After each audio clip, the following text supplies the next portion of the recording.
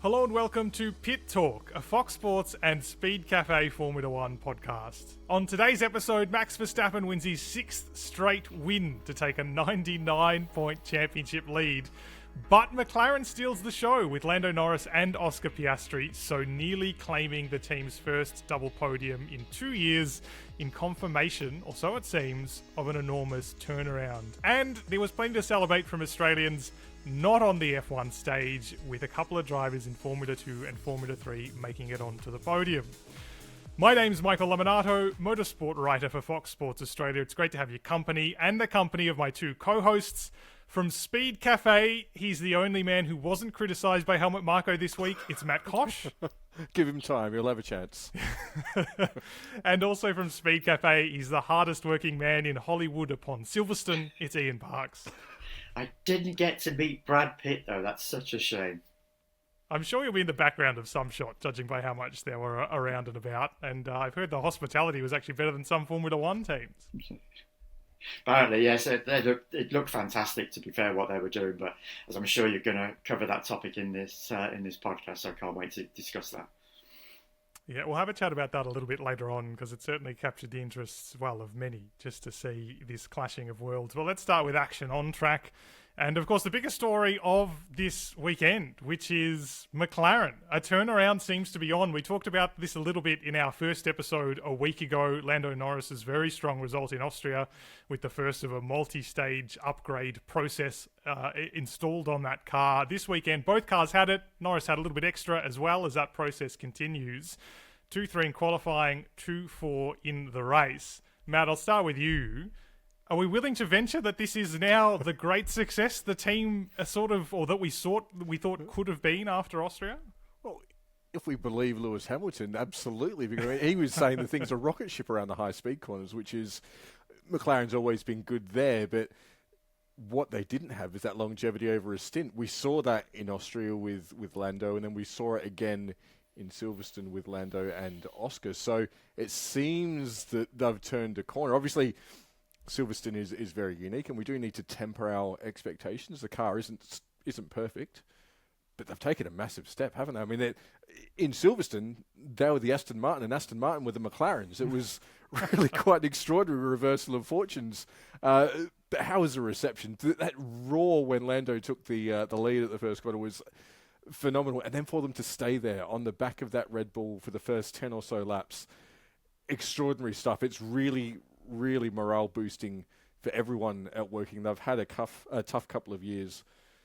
So we're on the precipice of something interesting. I don't think we can say that they're genuine podium contenders every race weekend, but certainly when the cards are in their favour now, I think if they don't capitalise, they need to take a long look at themselves, because the ingredients, based on the evidence of Austria and Silverstone, the ingredients are there, aren't they, Ian? Matt says they've turned a corner, and that's quite an apt phrase, because the next race at the Hungaroring is really going to be the acid test of this car, which we know has numerous corners. We've seen so far, as Lewis said, that the McLaren is a rocket ship. It was great in Austria. Lando had the first tranche of those upgrades, Oscar didn't. At Silverstone, Lando again was one step ahead of Oscar. He had the second round of upgrades, Oscar had the first. And we saw what happened at a real high-speed circuit. And that's where that car was so superb, going down those straights, through the high-speed corners. That's where Lewis said he just could not follow after that safety car period. And we'll just get onto that in a little moment. But Hungary is going to be the real acid test for that car. There will be a third and final round of upgrades for this B-spec. They don't like to use that term, but it's what we can effectively call this car, because it is completely different to the one that was launched back in February. If they can nail that, if they've got a car that can master all those corners going around the Hungaroring, I think we can safely say that that car will then be good for the rest of this season, because then it's good in medium, high, and in the Hungaroring, the low-speed corners as well. So let's see what happens at the Hungaroring.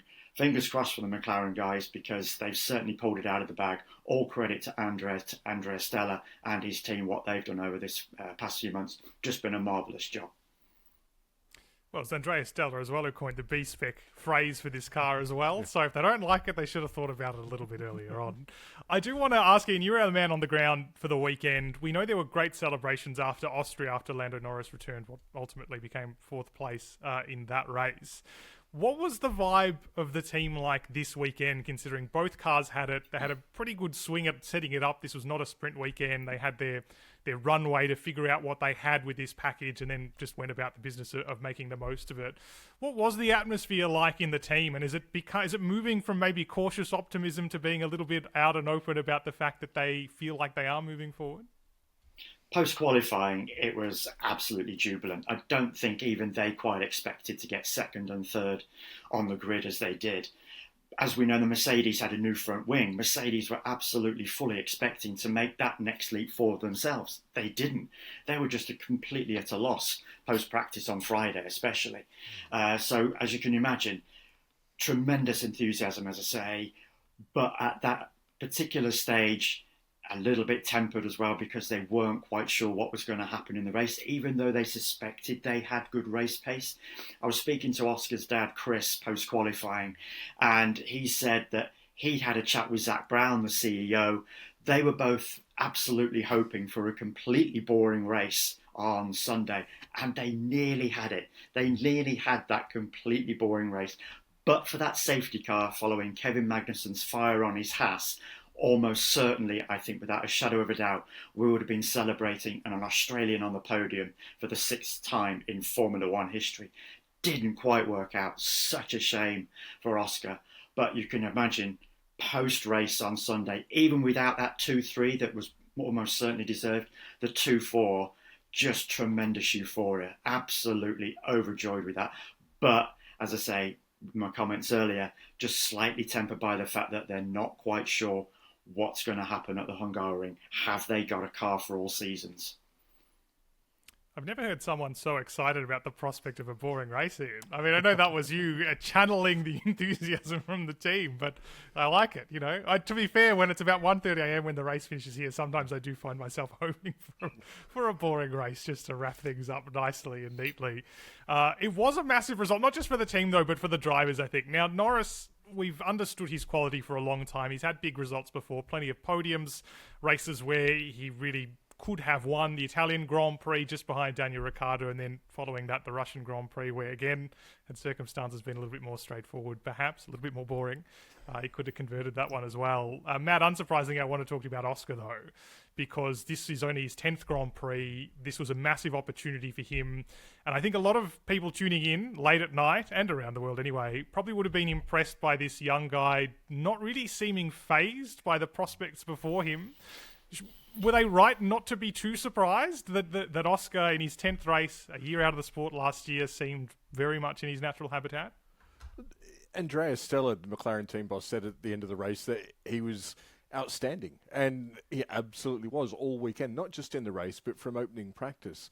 You know, when the cars got out on track, Oscar was supremely quick through some of the fast stuff, to the point where he was quicker than Lando Norris. He was setting the benchmark in some corners for Lando Norris. That's an extraordinary thing for a kid in his 10th Grand Prix, or his 9th Grand Prix at that point, working up towards his 10th. So there's confidence there. We saw, with all the stuff that happened last year, how unshakable Oscar is. We're now seeing it on track. You know, he's very calm. He's very confident. He's very measured and composed as well. All season, he's just been gradually building up to this. There's been one or two little missteps.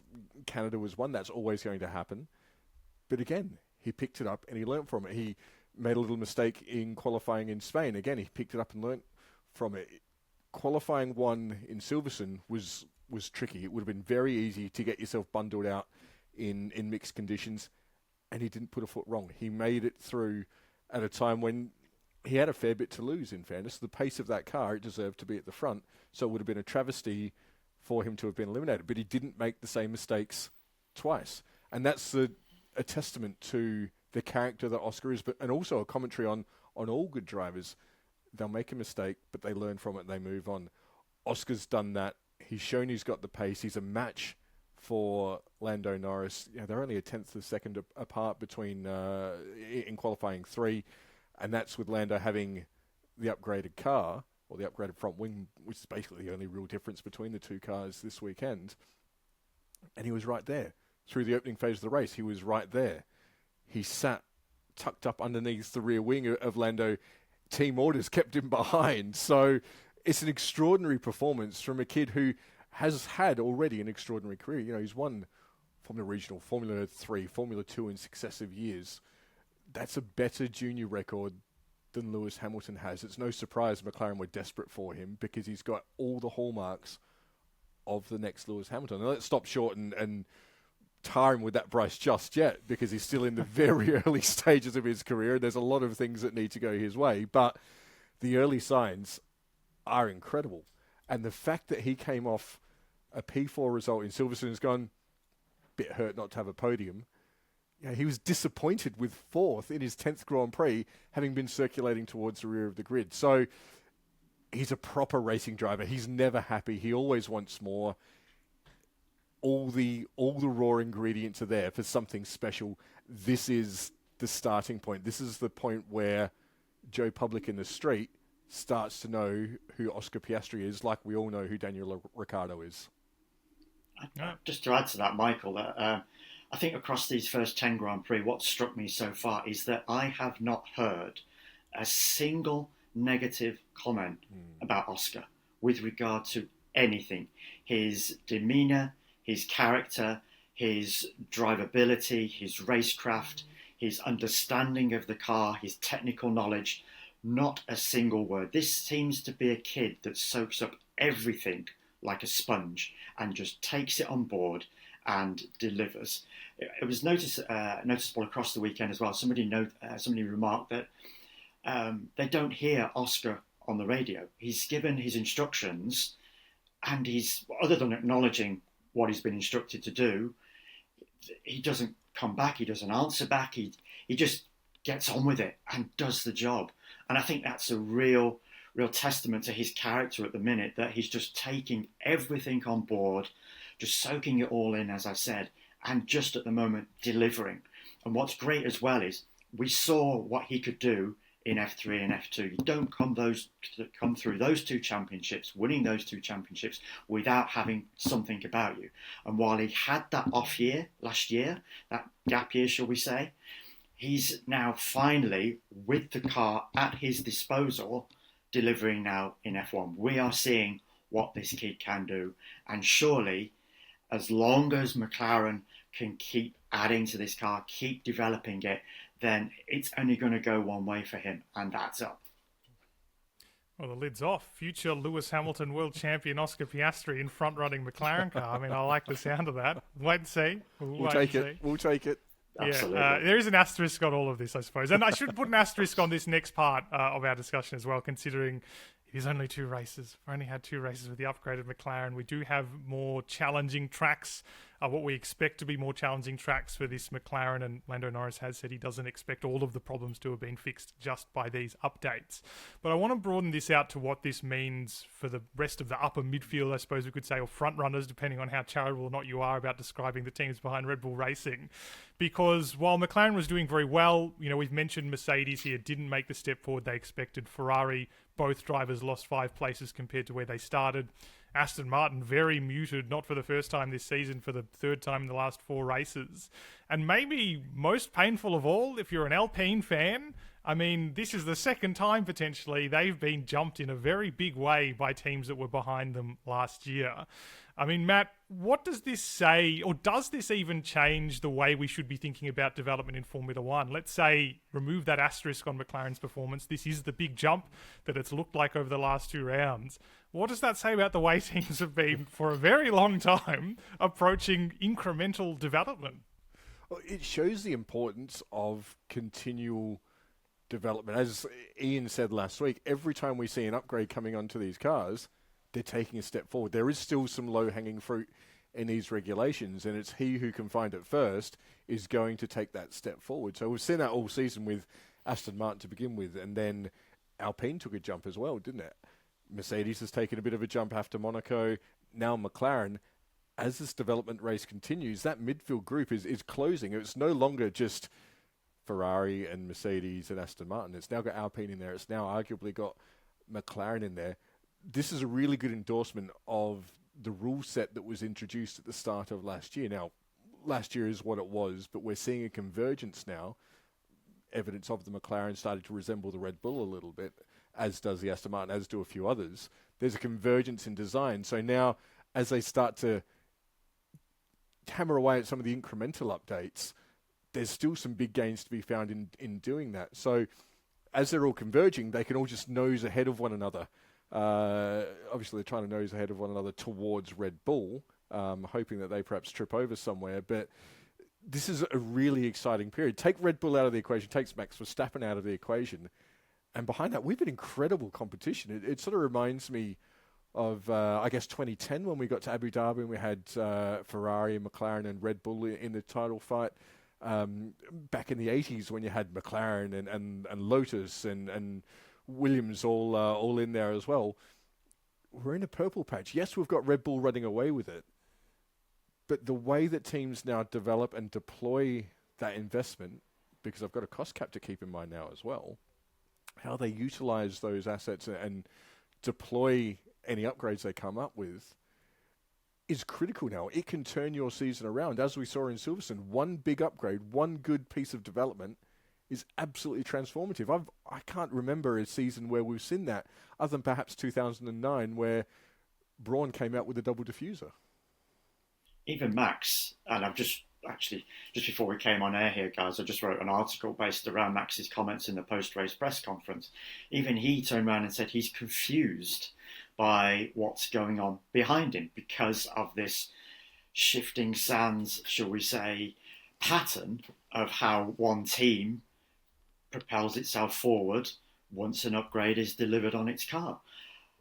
What is going to be really interesting and slightly worrying for everybody else, it appears as if Red Bull has a decent upgrade package coming on its car for the Hungaroring.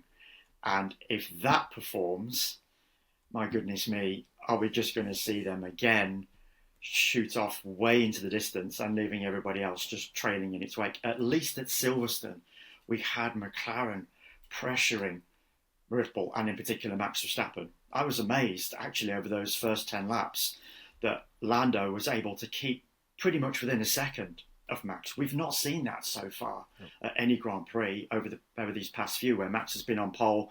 It's pretty much he's always been he's managed to eke that gap over those first few laps, getting out of the DRS range of the cars behind him. This time around, it was great to see because of the high-speed performance of that McLaren, it was able to keep that gap. But if that Red Bull, with those upgrades in the Hungaroring, does that again, then we already know that Max is going to win this title, but at least let's hope that we've got a bit more competition like we saw at Silverstone with somebody trying to push Red Bull all the way over the rest of the season. Give us something a little bit interesting to talk about like we've got in this podcast now, thanks to McLaren and what they've done. Just again, cover up Max Verstappen at the top of your timing leaderboard and your television. Everything looks great, I think. I'm just to close off on this, I suppose. We've talked a little bit about Mercedes. We can talk away Ferrari's bad result as being a little bit, approaching the race incorrectly. Not the first time Ferrari's done that. What a surprise. Mercedes this season, though, I find really quite interesting because they're in a constant battle with their own customers, really. It was Aston Martin for a lot of the first 9 races, let's say. And now they've potentially got another battle on their hands with the other customer, McLaren. Even Williams looked pretty good this weekend. They were never quite in the league of Mercedes after practice, but nonetheless, they're sort of knocking on the door at some tracks, high-speed tracks like this one. I mean, Ian, if you're Mercedes, what are you thinking after, let's say this race in particular, but after the first half of the season as we're approaching that middle waypoint, whereby as the factory team, you're being really comprehensively challenged by 2 satellite teams that are, on paper, conventional wisdom in Formula One says shouldn't be challenging you so consistently? I can tell you exactly what Mercedes are thinking because Toto Wolff mentioned it post-race yesterday. Post-race on Sunday, just in case anybody's listening to this in the middle of the week. I don't want to say yesterday. So post-race on Sunday, he remarked that they're now getting to the tipping point where they're going to start shifting more of their eggs into the 2024 basket. Yes, there are still going to be developments on this car, but it's almost getting to that point now where they're going to almost have a complete redesign of the car going into 2024 because they recognise, even though they've almost had a complete redesign most recently, they are still not quite there, or they know they're not there with where this car should be. Second, third on the grid, second, third and fourth in a race is not good enough for them. This is a team that has to be constantly fighting at the front, as we saw most recently for 8 consecutive years when it won the Constructors' Championship and 7 consecutive drivers' titles. It's got to be at the front, winning titles, winning Grand Prix. So for Toto, as I say, it's now getting to the point where 2024 is going to be their focus and not what they can do this season. He also remarked as well that it was Niki Lauda that said to him once, or he said to Niki Lauda, what do you want to do? Do you want to fight for this year's title or next year's title? And Niki said to him, both. That's the mindset inside Mercedes. Unfortunately, this season, that's not going to happen. So whilst they can focus to a degree on this season and developing what they've got, the actual primary focus now is going to start shifting to the 2024 car and seeing what they can do with that, and hopefully then challenge Red Bull. Yeah, and to give a little bit of news away, that involves changing the position of the driver for next year. It's that sort of fundamental that they're looking at in Mercedes. Obviously, the bits that they can carry forward from this year's car, it makes sense to continue developing those because you can carry that over. You want to try and carry as much of this year's car over as you can because that frees resources up for the bits that matter for next year. So the car outwardly might not look a whole lot different, but there's some fundamental stuff under the skin that probably needs to change there, particularly with the floor. That seems to be where Red Bull has a big advantage. The fact that it is competitive in low, medium and high-speed corners, that's tricky to do because of the ride height with these cars. Teams typically optimize for one of those 3 criteria, but the Red Bull seems to work in all 3. So they're doing something clever there, which all the teams are scratching their heads over. They've got a little bit of an idea thanks to the Monaco photos, and I'm sure Mercedes is poring over those. But Mercedes, I said last week that Silverstone was an important marker in the year. If it was a strong weekend, then they push on with the car they've got. If there was any sort of weakness, then that's sort of the point where they need to cut and run. As I say, continue developing the bits that make sense, but start really pushing that attention into next year's car, because that way you've got not a 6-month head start, but you've at least got more of your resources there, and hopefully that translates into better, more developed ideas and concepts onto that car when the W15, presuming that's what it's going to be called, will roll out of the sheds in February next year. Bearing in mind as well, Michael, that they're hamstrung by the budget cap now. Yeah. Pretty much they've used up their resources for this season. They know what's coming. It's all in the pipeline. It's all been mapped out over the course of this season, but that budget has now effectively gone. So that's also another reason why they can't do something fundamentally different with this year's car, but at least they can incrementally, as Matt said, incrementally start to affect the bits that do work, but then also change the bits that don't fundamentally, because they will have the budget again on the 2024 car. It really is a double-edged sword, isn't it? Like, I've been interested hearing Toto Wolff talk for all of this year, even a little bit last year, to be honest, about how in previous times he would have been free to just spend his way out of this problem. You know, we would have been talking about a genuine B-spec chassis on the Mercedes, probably, had they decided, as they did this year, to completely overhaul the car, deciding that it had gone the wrong way. But not possible under not only the cost cap, but even the development restrictions the teams have. And you can see that working. You know, we've already said it, haven't we? You can see that actually the field behind Red Bull, who have all been caught one step behind, are converging. But you do have one team that, at the moment, under the current system, I suppose, can't be caught this year. And we just have to hope, and I always balance my optimism versus my naivety, I guess, in this, that actually means that next year the step can be made. But, you know, we talk about Mercedes now having essentially like a 6-month start to next year's rules. Christian Horner's already talked about Red Bull Racing having started looking at next year as well because of their development restrictions. So it will be really interesting to see where all the teams lie next year. It's weird that we're saying that 12 races to go still this season. Oh, it's the championship situation, isn't it? That's just the way it is. Now, if you're watching Formula One, of course, on the television, but particularly following it online this week, you will have seen 2 new drivers in Formula One. We haven't even talked about new teams and the FIA process about that yet. That's for another week. Well, one's already made it through. Apex GP, or Apex, if you want to eliminate the E, as is the style for this team. Pretty familiar driver, at least one of them. Well, his name's technically Sonny Hayes. His name's actually Brad Pitt, the actor. It's the part of this new film that is being made about Formula One, produced by Lewis Hamilton. Undoubtedly, people who've read quite a little bit about it. Fascinating to see the level of integration that this film has had with the sport. And I really mean the sport. The grid of the British Grand Prix, garages, paddock, everything. Ian, you were there. I mean, have you ever seen anything like this in the Formula One world? This kind of thing happen? Never. And just one very simple, short word, never. It's quite remarkable. We'd been briefed in the Austrian Grand Prix by the director, Joe Kosinski, who, if anybody knows anything about him, he directed Top Gun Maverick. We all saw what that movie was like for anybody who's watched it. The flight sequences, the flight scenes were just incredible. So if you can picture that now with Formula One as to what those scenes and sequences are going to look like, I think from everything that I've seen and heard and read so far, we are going to have the most realistic looking on-screen racing movie in the history of cinema, to be honest. The one thing for me, and I'm just going to mention this, I just wish they'd had a more realistic storyline. I don't know how much I'm allowed to say because we were sworn it's secrecy. all pretty well out there. Is it already it's out? all out there. Yeah. So okay, we've got a driver that was had a season in Formula One as a rookie, disappeared, and then comes back into Formula One 30 years later. Yeah. Come on.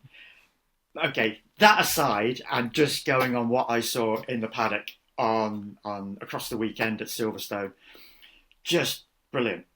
They looked like a fully fledged racing team. You would not have spotted any difference between them and any of the other 10 actual Formula One teams. The makeup of the garage, what they got in there, all the facilities, all the equipment, the mechanics dressed in their overalls.